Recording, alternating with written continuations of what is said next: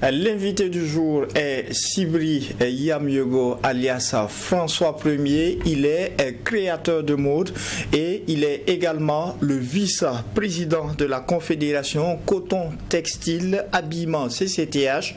Avec lui, au Déj Matinal Info, nous allons parler du textile et l'habillement au Burkina. Quel bilan pour la CCTH et quels défis pour l'avenir? Bonjour et bienvenue François Ier. Bonjour. Alors, première question, comment se porte François Ier, le monsieur infatigable qui se retrouve partout à la fois sur plusieurs continents dans le cadre de ses activités? François Ier se porte très très bien. Il n'a pas, jusqu'à présent, Dieu merci, problème de santé. Mentalement aussi, ça va. Voilà. Nous parlons aujourd'hui de la Confédération Coton Textile Habillement, CCTH. Comment se porte justement le secteur du coton? Quel est le rôle stratégique du coton dans notre économie ici au Burkina? Le rôle du coton, le coton au Burkina Faso, même depuis des décennies, même avant l'indépendance, c'est les Européens qui ont introduit le coton. Je pense qu'on cultivait le coton pour payer l'impôt. Après, ça a continué, c'était un truc colonial. Bon, le coton, on cultive le coton pour avoir des devises, pour avoir de l'argent, mais son rôle aujourd'hui, je pense que les choses ont changé et les gens ont compris que ce coton ne doit plus exporter, qu'on doit exporter moins, mais transformer localement. Donc actuellement, les nouvelles autorités actuelles, tout le monde est unanime qu'il faut aller vers la transformation locale du coton. Parce que derrière le coton se trouve toute une chaîne, se trouve beaucoup de choses. Il y a le cotonculteur, il y a les gens qui font les grainages, il y a les filatures, il y a les couturiers. C'est toute une industrie. Et une industrie, c'est l'économie de chaîne. Voilà le coton que je peux résumer. Du coton? Du coton à la transformation. Justement. Voilà, il faut transformer plus. Et faire travail, créer des emplois. Et c'est la seule alternative pour s'en sortir. Parce qu'on ne peut pas continuer à exporter le coton. On ne transforme que 3% dans notre pays. Quand on dit CCTH, à côté du coton, il y a aussi celui du textile. Oui. Quelle est son importance, lui, de façon stratégique dans l'économie? Vous savez, quand le coton, il y a le cotonculteur, comme je viens de dire. Mais le coton, il faut le transformer pour la valeur ajoutée. Si on vend que comme ça, le fil, il n'y a pas de valeur ajoutée. Il faut que ça soit transformé. En ce moment, c'est là provient les acteurs du textile. Le textile, c'est le tissu. Quand on dit textile, c'est le tissu. Après le tissu, maintenant, il faut encore une autre valeur ajoutée à la fin. C'est-à-dire ceux qui font l'habillement. Et l'habillement aussi a ses acteurs. Donc c'est plusieurs acteurs, au fait. C'est toute une chaîne. Et en ce moment, ça devient la mode. Et ça devient le côté esthétique. Ça devient le côté... voilà. Côté, ça, au fait, ça devient... C'est plusieurs acteurs, au fait, réunis. Mais quand on dit coton, on voit tout, mais en réalité, c'est plusieurs segments. Et dans ces segments-là, chacun joue sa partition. Il y a la partition, comme je viens de dire, du coton. Il y a ses partitions, qui a son équipe, qui a son monde. Il y a la partition du textile, le tissage, pour faire la matière première, qui a son monde. Et il y a la partie maintenant de l'habillement, qui aussi a son monde.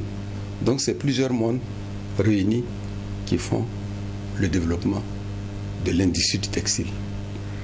Et de là, on se retrouve, je vais nous ramener à 2020, oui. Année au cours de laquelle vous avez pensé à la création d'une confédération, oui. Eh bien, Coton Textile Habillement CCTH. Oui.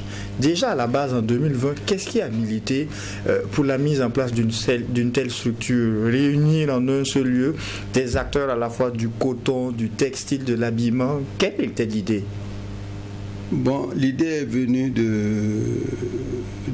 PDG de Filsa, M. Nabolé, et qui m'a coopté, qui a dit qu'en réalité, on est d'un certain âge.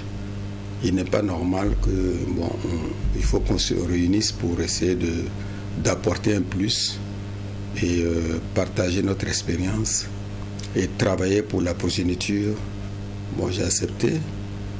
Après, ça a été accompagné par la francophonie. On s'est donné rendez-vous à Genève. La semaine mondiale du coton. Et on a peaufiné l'idée. Et il était question de faire la mise en place maintenant de la structure, de CCTH. Il y a eu des experts venus de Tunisie, tous ceux qui sont venus, d'autres sont venus du Vietnam. Et ils nous ont accompagnés dans la mise en place. Et c'est là qu'est né CCTH. Et que, au fait, on a compris une seule chose, que on ne peut pas évoluer seul. On ne peut pas, il faut un groupe, il faut tous les acteurs réunis pour pouvoir faire des propositions, pour pouvoir faire avancer les choses. Et nous, étant des doyens, c'était notre rôle. Donc, aujourd'hui, c'est devenu un outil pour qu'on puisse faire des propositions, pour qu'on puisse, propositions d'idées et propositions pour faire avancer les choses, raison pour laquelle est venu CCTH.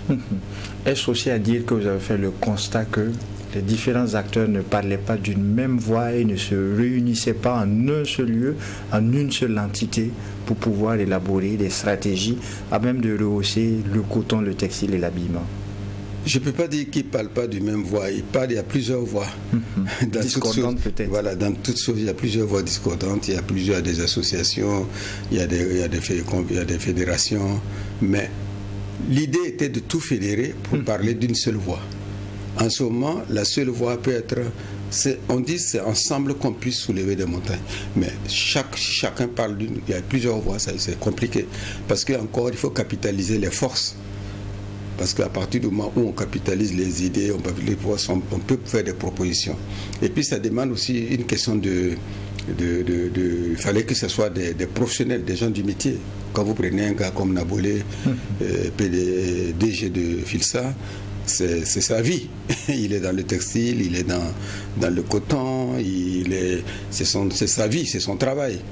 Donc il n'a rien à prouver. Moi aussi dans l'habillement, ça fait des années que je suis fabricant, 20 ans patron en France, et je suis ici, j'ai prouvé. Donc il y a aussi l'ingénieur comme ce Ouedraogo Désiré, qui est aussi ingénieur en textile. Donc on a essayé de voir ensemble, prendre des forces réunies pour tirer, pour être des locomotives au fait. Voilà, donc on parlait, en ce moment, ça devient une force. Et dans toute force, il faut des têtes. Tout à fait. Voilà. Donc après maintenant, d'autres têtes viendront s'ajouter et ça fait plusieurs têtes. Et en ce moment, ça nous permet d'être forts. Et aussi, ça permet aussi d'être... pouvoir être des acteurs qui puissent ensemble discuter avec le pouvoir public. Parce que le pouvoir public ne peut pas discuter avec un tel, c'est du désordre. Donc à partir de maintenant, en se réunissant, en ayant des pensées communes, ça nous permet de défendre notre intérêt.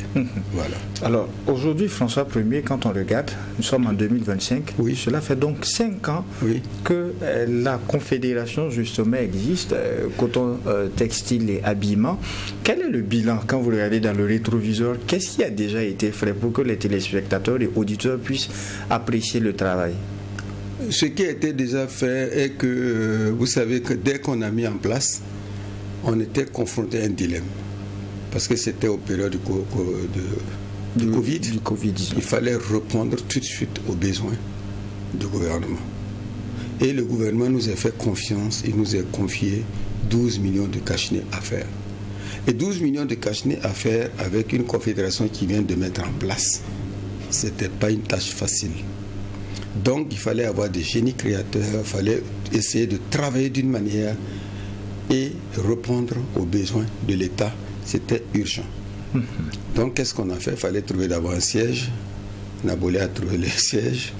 Il fallait d'abord coopter des gens. Il fallait d'abord organiser pour pouvoir faire la production. Qu'est-ce que c'est que l'organisation? Il fallait mettre en place ce qu'on appelle l'économie d'échelle, l'esprit industrie. On sort de l'esprit tailleur pour aller à l'esprit industrie. Donc, c'est mon domaine. Donc, il fallait maintenant, qu'est-ce qu'on a fait? On a fait les 6 régions d'abord, parce que les autres régions c'était compliqué. et qu'on a fait ce qu'on appelle des points focaux, des points de relais. Et les points de relais, on a formé les gens. Et ces gens maintenant prenaient la matière première, ils faisaient les cache-nez. Et en dehors de ça maintenant, il fallait faire ce qu'on appelle les apprendre à le travail à la chaîne, l'économie de chaîne. C'est-à-dire qu'on peut avoir un point focal qui coupe et les autres produisent. Et après, toute la livraison est centralisée dans chaque région. Dans chaque région, les livraisons. Donc, en ce moment, ça nous a permis de faire les 12 millions de cache-nez. Attends, il y en a. Ça, c'est le premier bilan. C'est le premier bilan qu'on a fait. Après ça, maintenant, il fallait former, garder ces points focaux et les former pour la suite, les amener à faire ce qu'on appelle l'esprit de l'économie de chaîne. Donc on a formé, j'ai fait les 6 régions avec une équipe, on a formé les gens dans ce travail. Après, normalement, on devait les outiller. On n'a pas encore fait. Ça vient. En dehors de ça,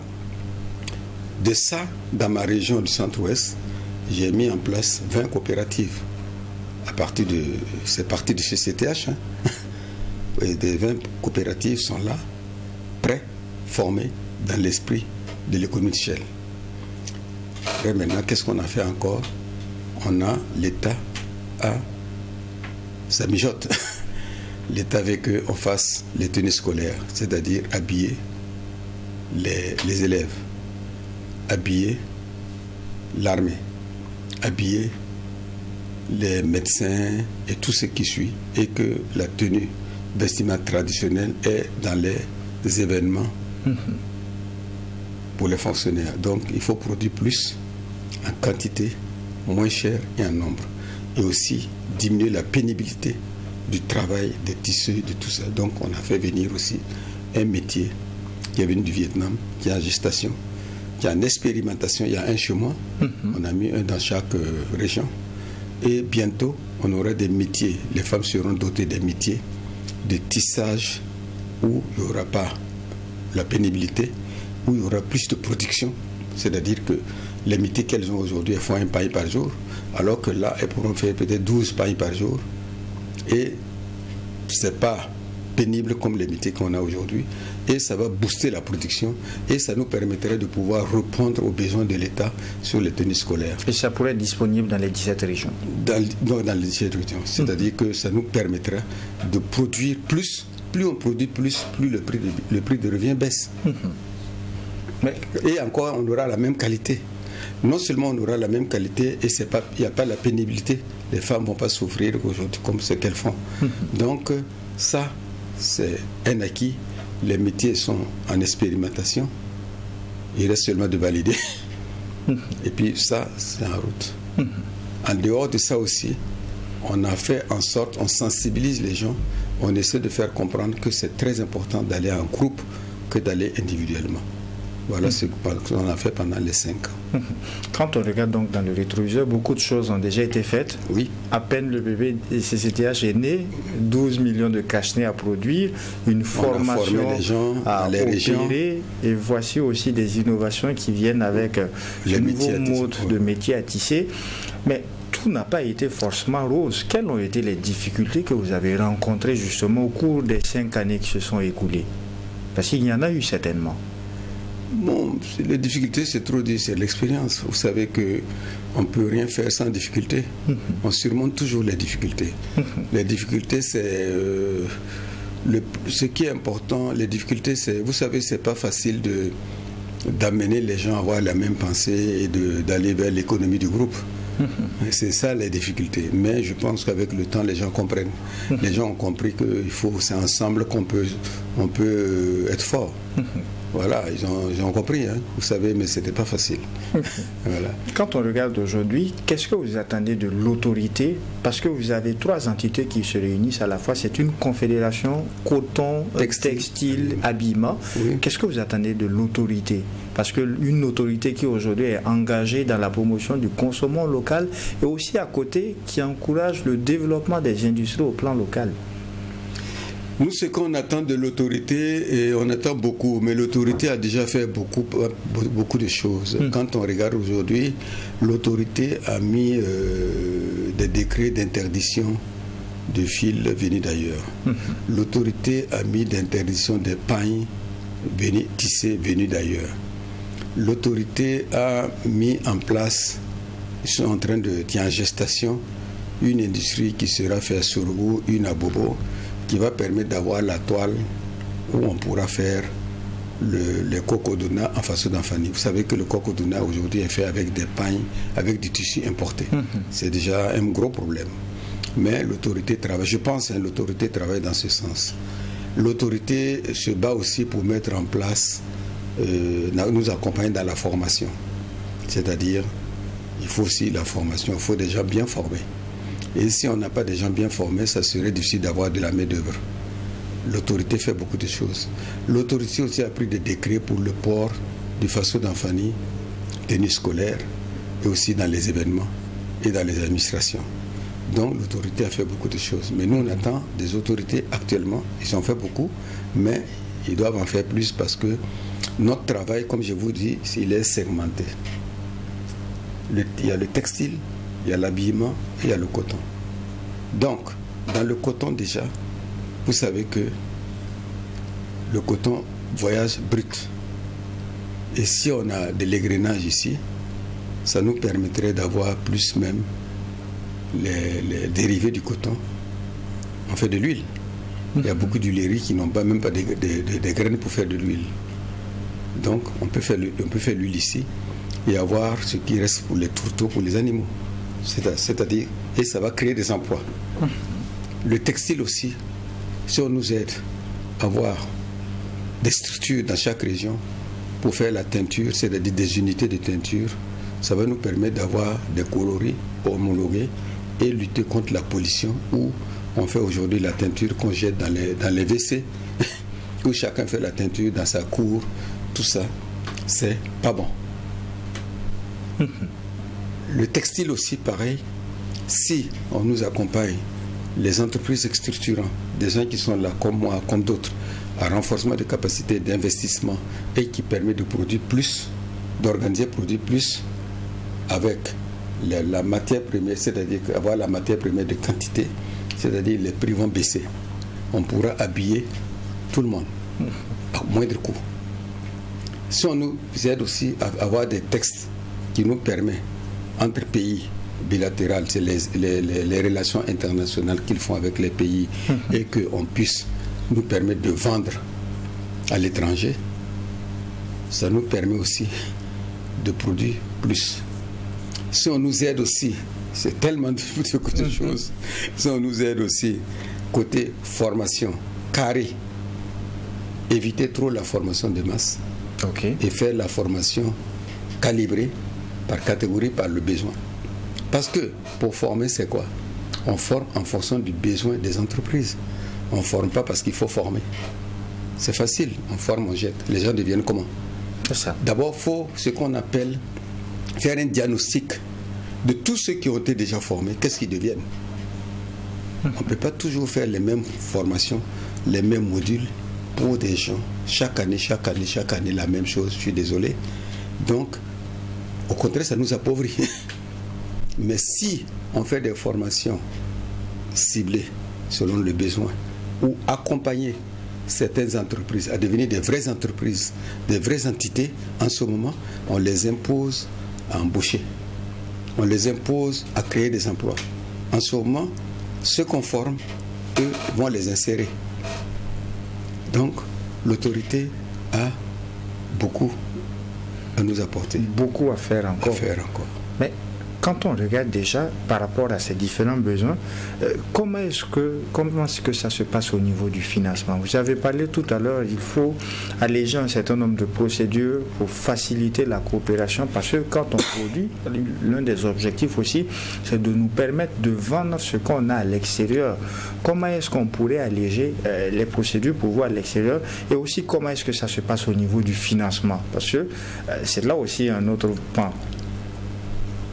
Vous savez, quand on dit l'industrie, c'est l'économie d'échelle. C'est la confiance aussi. Le problème est qu'on est ici, excuse-moi du mot, où le mot confiance n'existe presque pas. Alors qu'on ne peut pas évoluer, travailler sans la confiance. Il faut créer un climat de confiance. Et il faut créer des structures, ce qu'on appelle d'accompagnement financier, qui n'est pas forcément... Moi, j'ai travaillé des années ailleurs, excuse-moi. Je ne suis jamais allé dans une banque pour un crédit. Ici, je me rends compte qu'il faut aller dans une banque pour un crédit. Mon crédit, c'est quoi? C'est le crédit fournisseur. Le crédit fournisseur, c'est comme une banque. D'accord. Quand un fournisseur vous fait un crédit de 10 millions, 5 millions que vous travaillez, c'est la même chose. Il vous donne la matière première que vous allez payer 60 jours, 90 jours. C'est pareil que d'aller, c'est mieux même que d'aller dans une banque. Vous comprenez ou pas? Tout à fait. Alors que dans notre chaîne, il n'y a pas de crédit fournisseur. Si on met un système en place et que le système est crédit fournisseur, on ne donne pas l'argent, mais c'est crédit fournisseur. En ce moment, on n'a pas vers les institutions bancaires. Non, on n'a pas besoin d'aller vers les institutions bancaires. C'est-à-dire que le fournisseur vous fait crédit, mais le fournisseur est payé, il a une garantie assurance. Vous comprenez? Lui, il est payé. Il sera payé au cas où vous ne payez pas, et lui, il est payé. Après, maintenant, l'assurance vous poursuit. En ce moment, ça tourne. Alors que là, imaginez-vous si demain, j'ai des milliers de pièces en commun. Il faut que je me retourne vers une banque pour un crédit. Le temps de monter le dossier, le temps de dire qu'on donne l'accord, à combien %, 24 mois. Pendant ce temps, le marché, je l'ai déjà perdu. Mais si j'ai un fournisseur qui sait très bien qu'il y a une garantie, ou bien il y a une assurance qui garantit le règlement, lui me livre. En ce moment, moi je paye, je finis 60 jours, 90 jours, je paye. Et lui, c'est une rotation. Ça fait un roulement. En industrie, c'est comme ça. Mais si vous n'avez pas ça, c'est compliqué parce que les banques n'ont pas le plus souvent des crédits d'investissement. C'est le fournisseur. Le fournisseur, c'est quand vous regardez le commerce, je suis désolé, ceux qui font import-export, ceux qui sont dans les marchés, pourquoi ça se développe, ils sont partout. Il y a un gros, il y a un grand qui est là, qui distribue aux autres. Ils prennent, ils vendent. Quand vous voyez leur hangar c'est rempli ou leur boutique est remplie, on a l'impression qu'il a l'argent, mais en réalité, il a un crédit fournisseur. Le fournisseur lui donne, il vend, il paye. Il vend, il paye. C'est comme ça l'économie. Mais dans notre domaine, on n'a pas ça. Donc, tout ça, je sais qu'il faut du temps, mais il faut qu'on aille vers cela. Bien sûr. François Premier, quand on regarde, on a parlé du coton, on a parlé du textile, mais j'aimerais qu'on parle succinctement aussi de l'habillement. Beaucoup ont cette impression que le secteur de l'habillement peine à convaincre au niveau de notre économie. Quel est le regard que vous avez par rapport à ce secteur qui est partie intégrante de la CCTH? Mais je vous ai bien dit que notre secteur, c'est la fin. Notre secteur, on est vers la fin du processus. Mais le problème est que c'est notre secteur qui tire tout. Si notre secteur ne montre pas, s'il n'y a pas la visibilité dans notre secteur, si nous ne transformons pas, ça dit que le coton fait quoi avec? Ceux qui font les textiles, ils font quoi avec? En fait, c'est notre secteur qui met en valeur. Et c'est notre secteur qui transforme. La valeur ajoutée, c'est plus dans notre secteur qui transforme. Et nous sommes le moteur même qui tire. Mais si nous, le plus souvent, on est laissé pour compte. Si on est laissé pour compte, ça veut dire qu'on va peiner, on aura du mal à évoluer. Mais si nous, notre secteur, on nous accompagne, comme je viens de dire, d'avoir formation de qualité. Si on nous accompagne à avoir des entreprises structurantes, des projets, des gens structurants, des petites et moyennes entreprises industrielles, qu'on sait que cette entreprise-là, combien de fils ils consomment dans l'année. Donc on peut déjà faire déjà le tour d'horizon, savoir déjà combien de tonnes de fils on produit, on consomme dans l'année. Connaître le besoin réel. Connaître le besoin réel. En ce moment, nous, on peut nous accompagner, mais on peut exporter ce qu'on fait. Et quand on regarde le textile, on voit que la chemise, on voit que la robe, on voit que la vêtement. Il y a plein d'autres produits, des produits dérivés qu'on fait développer, qu'on fait beaucoup de choses dans notre secteur. Mais notre secteur, s'il n'est pas mis en valeur, si on n'a pas des vraies industries, des gens qui parlent d'industrie. Je ne parle pas de voilà. Parce que dans notre secteur, c'est segmenté. Hein. Il y a le tailleur, il y a le confectionneur, il y a le styliste qui a son atelier, qui fait ses défilés de mode avec quelques pièces. Et il y a l'industrie. L'industrie, c'est une autre culture. Donc, il faut qu'on aille, il faut qu'on développe secteur par secteur. Si le tailleur veut être tailleur, on l'aide à être un bon tailleur. Si le confectionnaire veut être un confectionnaire, on l'aide à avoir des machines, à ce qui fait la confection, il soumissionne des marchés, il fait sa confection. Si on veut aller dans l'industrie, créer, faire de la production, ça c'est une autre section. Mais aujourd'hui, tout est... Excuse-moi, hein, la salade niçoise. Aujourd'hui, quand on regarde aussi, 5 années après, au niveau de la Confédération Coton Textile Habillement, on a procédé au renouvellement des instances. Et quand on prend le nouveau bureau qui est là, vous êtes le vice-président, oui. Quelles sont les priorités que vous définissez pour les 5 prochaines années? Pour vous, quelles sont les étapes à mettre en place pour évoluer? Et d'abord, je remercie notre président parce qu'il a une vision. Qu'est-ce qu'il a fait? Ce bureau, il a pris des gens par spécialité. Donc, chaque membre est professionnel dans un domaine bien défini, avec une feuille de route. Chacun doit faire une proposition au président. Et à partir de là, maintenant, on va construire un projet. C'est comme ça. C'est-à-dire, le plus souvent, dans les associations, c'est du bénévolat. Bien sûr. D'abord, le plus souvent, on ne paye même pas de cotisations. Le plus souvent, on ne vient même pas dans les réunions. Ça, c'est la réalité de la plupart des associations. On est membre, on a le titre, et puis on se promène, dit oui, je suis comme ça dans cette association. Alors que non, le président veut que tout le monde se mouille le maillot. C'est-à-dire qu'il y a une feuille de route. Bientôt, chacun doit reverser ce qu'il pense et ce qu'il sait faire, ce qu'il propose au président. En ce moment, maintenant, on va construire un projet et puis maintenant, ça serait le projet de développement. Mais dans un premier temps, il a mis presque dans ce bureau tout le monde. Il y a des tailleurs, il y a des créateurs, il y a le côté industrie créative comme moi. Il y a aussi les teintures, ceux qui font teinture, ceux qui font tissage, il y a les gens du coton, il y a des stylistes, il y a tout le monde qui se retrouve dans ce bureau. Donc il n'y a plus rien à dire, chacun n'a qu'à faire une proposition. Maintenant, la vision du président est qu'aujourd'hui, on puisse ensemble satisfaire et faire les tenues scolaires, répondre aux besoins de l'État. C'est ça sa vision et c'est très important. Il faut qu'on fasse en sorte, faire des propositions, travailler pour qu'il y ait moins de textiles qui rentrent au Burkina Faso.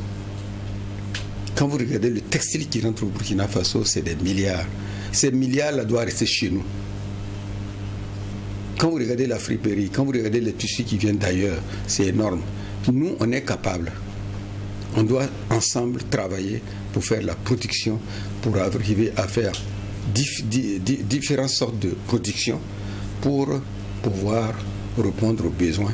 En ce moment, ça éviterait le textile qui vient d'ailleurs. Sinon, les commerçants, vous savez, leur souci pour eux est que ça ne marche pas. Pendant que vous connaissez bien ce pays, pendant que vous avancez, il y a d'autres aussi qui tirent vers le bas. C'est comme ça. D'autres aussi tirent vers le bas. D'autres attendent l'échec. Voilà. C'est dommage, mais c'est comme ça. Ça fait partie de notre culture. C'est une réalité. Voilà. On n'aime pas les leaders. On n'aime pas les gens qui avancent. On veut que chaque fois, on attend que oui, ça n'a pas marché.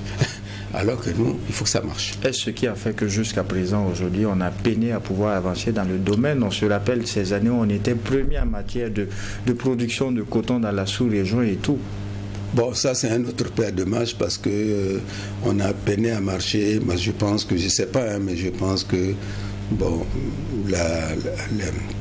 la guerre aussi nous a fait beaucoup de tort. Il y a eu beaucoup d'appréciation aussi, mal d'appréciation dans les engrais. Il y a beaucoup de choses aussi qui... Vous savez, moi je suis pas contre, mais je suis pas pour premier producteur de coton d'Afrique, et puis en réalité tu ne transformes pas chez toi. Moi je suis, même si tu n'es pas le premier producteur de coton, il faut que tu fasses la transformation locale chez toi. Moi je pense que c'est la transformation locale qui m'importe. C'est pas être premier producteur du coton. Et nous sommes dans la dynamique. Voilà. Actuellement. Ma toute dernière question, vous avez beaucoup insisté tout au long de cette émission par rapport au renforcement des capacités des acteurs. Et là-dessus, pour vous, quels sont les outils à mettre en place? Parce que vous avez interpellé plusieurs niveaux. Il y a l'aide qui peut être apportée quand on sait qu'il y a déjà une certaine aide de l'autorité qui est présente, mais il y a de l'aide encore qui peut être apportée dans le sens de la formation. Mais pour vous, quels sont les outils à mettre en place pour renforcer les capacités de nos acteurs dans le domaine, à la fois coton, textile et habillement?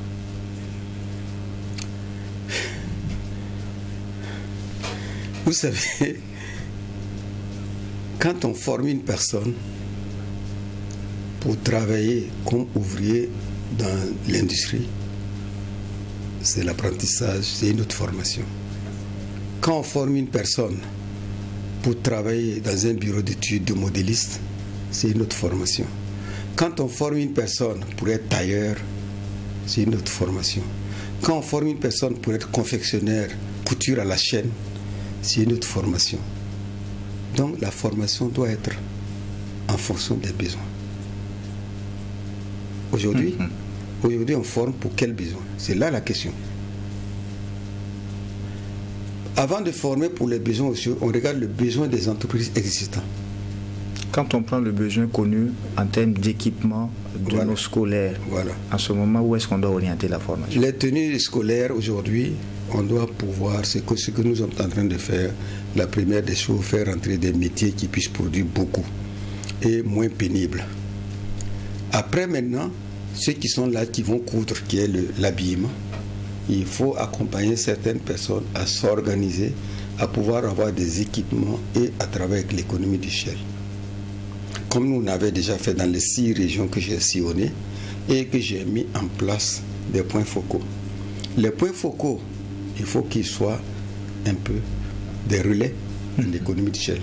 Sinon, le tailleur, c'est un artisan, il fait une pièce, 2 pièces. Mais alors que quand on parle de production, il y a des règles, il y a des normes, ce n'est pas les mêmes formations. Donc, la formation doit être ciblée en fonction des besoins. Si aujourd'hui, on veut former des gens à être des spécialistes, des vrais tailleurs, pourquoi pas? C'est une formation d'apprentissage de tailleurs. Si on veut former des gens pour travailler dans l'industrie, c'est des formations pour travailler dans l'industrie. Si on veut former des gens pour diriger des bureaux d'études, parce que dans notre domaine, il y a des bureaux d'études, il y a des gens qui peuvent être là en train de créer que pour nous. Oui. Ça, c'est une autre formation. C'est des gens Bac plus 2, Bac plus 3. Il y a une école déjà qui font ça, l'école EPO, Polytechnique. Ils forment des ingénieurs, des futurs ingénieurs. Et on peut être sur la machine à coudre. Donc, il faut qu'on arrive à trouver des formations qui puissent déboucher en emploi. Mais si on fait des formations de masse, je n'ai rien contre. Mais le problème, c'est quoi? Les entreprises qui vont les embaucher, ils sont où? Vous comprenez ou pas? Parce que créons d'abord des entreprises et aider des entreprises déjà à exister, être des vraies entreprises. C'est facile. On donne des moyens, on les encadre, on demande des résultats. C'est pas fini. S'il n'est pas à la hauteur des résultats, on dit monsieur dégage, on prend la gestion. En ce moment, si on a une cinquantaine d'entreprises, 100 entreprises, des petites industries, qu'est-ce qu'on va faire? C'est fini, l'industrie est faite. On se comprend, non? On se comprend. Voilà, la formation est segmentée. Voilà, mais donc il faut revoir, il y a beaucoup de choses à revoir. François Premier, nous sommes au thème du temps qui nous est accordé. Quel est votre dernier mot? Mon dernier mot, je vais être honnête avec vous, c'est la paix. Que Dieu donne la paix, que ce pays retrouve ce qu'il est, c'est-à-dire le pays, le Burkina que je connais, que j'ai toujours connu. Aujourd'hui, je ne reconnais pas le Burkina qui est là aujourd'hui. Et que les gens comprennent une seule chose, que c'est ensemble, on gagne. Voilà, c'est mon dernier mot. C'est ensemble, on peut gagner. On peut gagner dans tous les sens, soit un combat, soit vivre ensemble, soit avoir le bonheur, c'est ensemble. Voilà, donc il faut qu'on soit ensemble et qu'on travaille main dans la main pour relever les défis économiques et la guerre.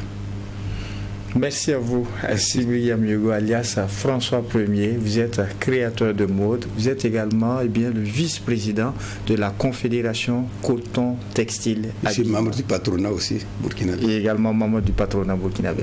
Grandement merci à vous d'avoir accepté cette invitation du Déj Matinal Info et d'avoir apporté ces clés de lecture sur le coton, sur le textile et l'habillement. Merci à vous. Merci.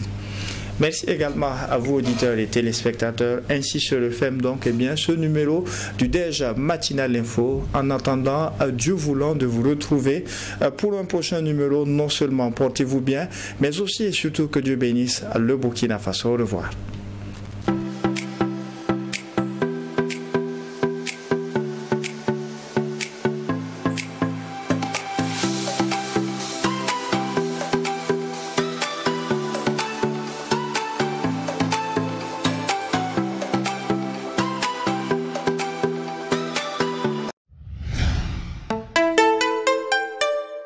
Truy TV, la télé interactive.